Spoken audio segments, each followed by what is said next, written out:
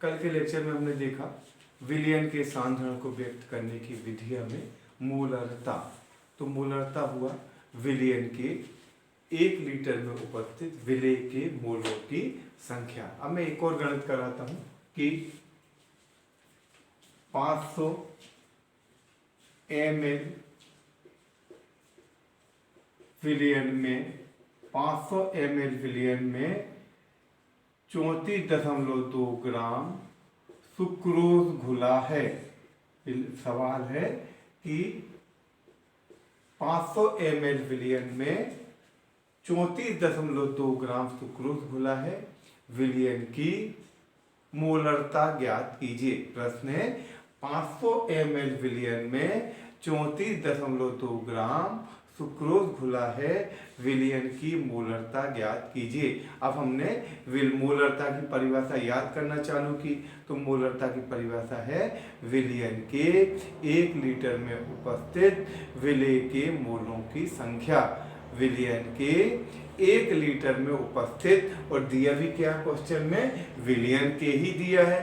तो हम जबकि जमाएंगे, जबकि 500 ml विलयन में घुले हैं 34.2 ग्राम।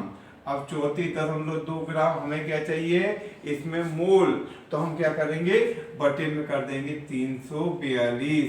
तो ये हो गया 0.1, ये हो गए खुले हैं 0.1 मोल। अब हमें कितने में चाहिए, 1000 ml या 1 लीटर में। 500 ml विलयन में खुले हैं 0.1 मोल, और हमें चाहिए 1000 ml में। तो हो जाएगा 0.1/500 × 1000। ये 2 बार मल्टीप्लाई हो जाएगा, उत्तर जाएगा 2। तो ये उत्तर आंसर जाएगा 0.2। विलयन की मोलरता होगी 0.2 m, मतलब 0.2। अब इसके बाद जो अगली इकाई है वो होती है नॉर्मलता। तो जो नॉर्मलता में एक नया टर्म आएगा जिसको हम कहेंगे तुल्यांकी भार। ये जो अगली है वो होगी नॉर्मलता। अगली जो टर्म है ये कहलाती नॉर्मलता। इसे प्रदर्शित करते हैं कैपिटल N के द्वारा। अब इसमें एक नया टर्म आएगा जिसको कहेंगे हम तुल्यांकी भार।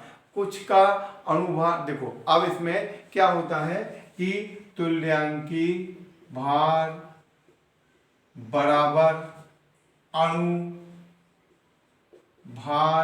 बटा n, ये कहलाता है n फैक्टर। अब हमें ये याद करना पड़ेगा कि इसका n फैक्टर क्या है। जैसे हमने कहा ग्लूकोज, इसका n फैक्टर है 1, n बराबर 1, तो इसका तुल्यांकी भार अनुभार बराबर होगा। फिर हमने कहा NaOH, इसका n फैक्टर भी 1 है, तो इसका भी अनुभार और तुल्यांकी भार दोनों बराबर होंगे। अनुभार भी 40 होगा और तुल्यांकी भार भी 40 होगा। अब इसके बाद में आया सल्फ्यूरिक अम्ल H2SO4।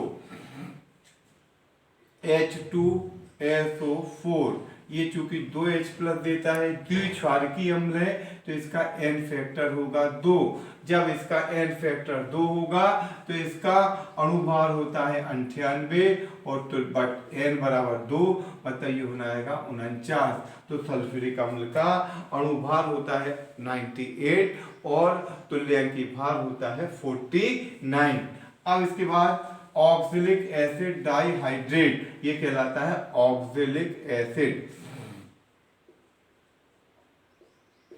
इसका n फैक्टर भी 2 होता है, इसलिए इसका अनुभार होता है 126 और तुल्यांकी भार 126/2, मतलब 63। अब इसके बाद अगला H3PO4 PO4, इसका n फैक्टर है 3, क्योंकि ये 3H प्लस दे रहा है। इसके पहले वो 2H प्लस दे रहा था तो उसका n फैक्टर 2 था। ये 3H प्लस दे रहा है जिसका n फैक्टर 3 है, तो इसका अणुभार होगा 99, n बराबर 3, मतलब तुल्यक भार हो जाएगा 33। तो अब हमें अगली जो यूनिट है वो करना है नॉर्मेलिटी। अब इसमें जो परिभाषा है वह है विलियन के 1 लीटर या 1000 ml में उपस्थित विलेय के ग्राम तुल्यांकी भारों की संख्या। विलियन के 1 लीटर या 1000 ml में उपस्थित विलेय के ग्राम तुल्यांकी भारों की संख्या को हम नॉर्मलता कहते हैं। विलियन के 1 लीटर में उपस्थित विलेय के ग्राम तुल्यांकी भारों की संख्या को हम नॉर्मलता कहते हैं। अब फॉर एग्जाम्पल 100 ml विलियन में 9.8 ग्राम H2SO4 घुला है।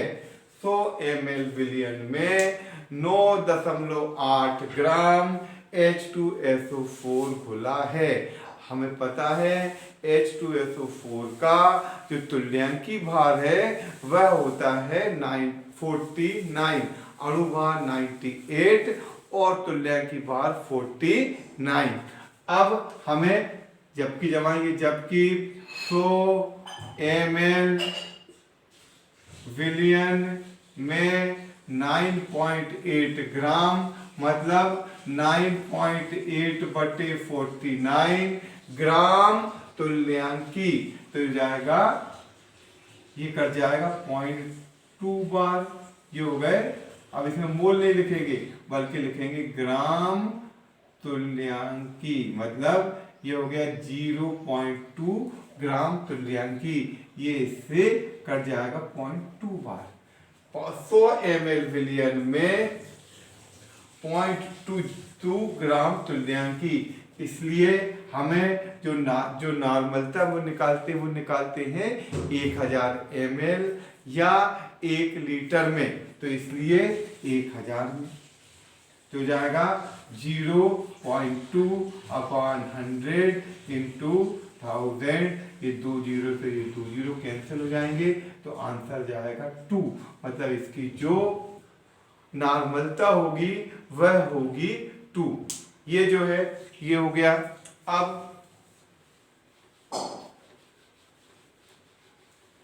अगला 10 लीटर विलियन में 10 लीटर विलियन में 63 ग्राम ऑक्जेलिक अम्ल घुले हैं। विलियन की नॉर्मलता ज्ञात कीजिए। 10 लीटर विलियन में 63 ग्राम ऑक्जेलिक अम्ल घुले हैं। विलियन की नॉर्मलता ज्ञात कीजिए। फिर से नॉर्मलता मतलब विलियन के 1 लीटर या 1000 ml में उपस्थित विलेय के ग्राम तुल्यांकी भारों की संख्या। तो हम जबकि जमाएंगे, जबकि 10 लीटर विलियन में घुले हैं 63 ग्राम या 63 बटे 63 ग्राम तुल्यांकी। हमने तुल्यांकी भार का भाग दे दिया, 63 बटे 63 मतलब 1, इसलिए 1 लीटर में, तो 1 लीटर में ये 1 बटे में चला जाएगा 10 गुणित 1 मतलब ये हो जाएगा 0.1, 1 बटे 10 मतलब 0.01। तो ये जो विलियन है ये कहलाएगा 0.1 n, ये विलियन कहलाएगा 0.1 n। अब हम अगला क्वेश्चन करेंगे। 2 लीटर विलियन में 2 लीटर विलियन में 33 ग्राम H3PO4 घुले हैं। 2 लीटर विलियन में 33 ग्राम या 33 ग्राम H3PO4 घुले हुए हैं। विलियन की नॉर्मलता ज्ञात कीजिए। फिर से एक बार परिभाषा, विलियन के 1 लीटर में उपस्थित विलेय के ग्राम तुल्यांकी भारों की संख्या, जबकि 2 लीटर में घुले हैं 33 ग्राम मतलब बटे 33 ग्राम तुल्यांकी, मतलब जब हमने 33 का और भाग दिया ये 33 बटे 33 मतलब बराबर 1 ग्राम तुल्यांकी, इसलिए हमने निकाला 1 लीटर में, तो हो गया 1/2 मतलब उत्तर होगा 0.5। तो इसका जो आंसर है वो होगा 0.5।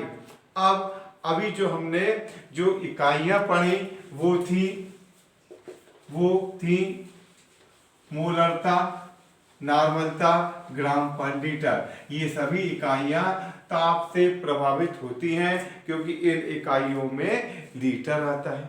अब इसके बाद अगली इकाई है मोललता, इसको हम कहते हैं छोटा m। ये है 1000 ग्राम 1000 ग्राम या 1 किलोग्राम विलायक में विलेय के मोलों की संख्या। 1000 ग्राम विलायक में विलेय के मोलों की संख्या, विलेय के मोलों की संख्या को हम कहते हैं मोललता। इसको हम छोटे m के द्वारा प्रदर्शित करते हैं। ये जो इकाई है ये ताप के द्वारा प्रभावित नहीं होती है क्योंकि इसमें आयतन नहीं आता है बल्कि इसमें किलोग्राम आता है, इसलिए ये जो इकाई है ये ताप के द्वारा प्रभावित नहीं होती है। अब मैं अगला एक सवाल कराऊंगा कि 500 ग्राम विलायक में 18 ग्राम ग्लूकोज घुले हैं। 500 ग्राम विलायक या 500 ग्राम जल में 18 ग्राम ग्लूकोज घुले हैं। विलयन की मोललता ज्ञात कीजिए।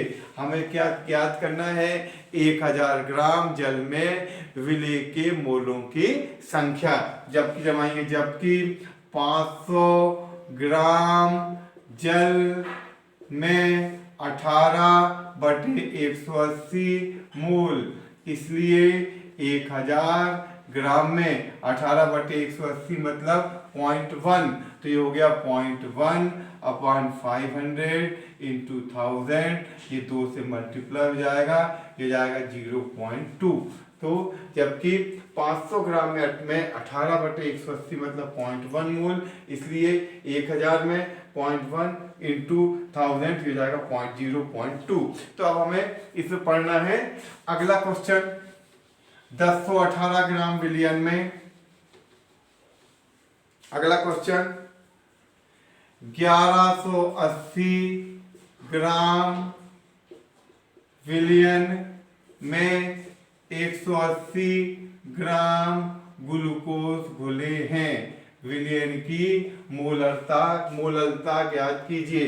तो मैंने जब कहा, जबकि 1180 ग्राम विलयन में 180 ग्राम मतलब 180/180 बराबर 1 मोल, इसलिए 1000 ग्राम में, परंतु यदि हम ये करते हैं तो ये निकल आ जाएगा 1000 ग्राम विलयन में मोलों की संख्या, परंतु ये मोललता नहीं होती है। मोललता होती है 1000 ग्राम विलायक में मोलों की संख्या।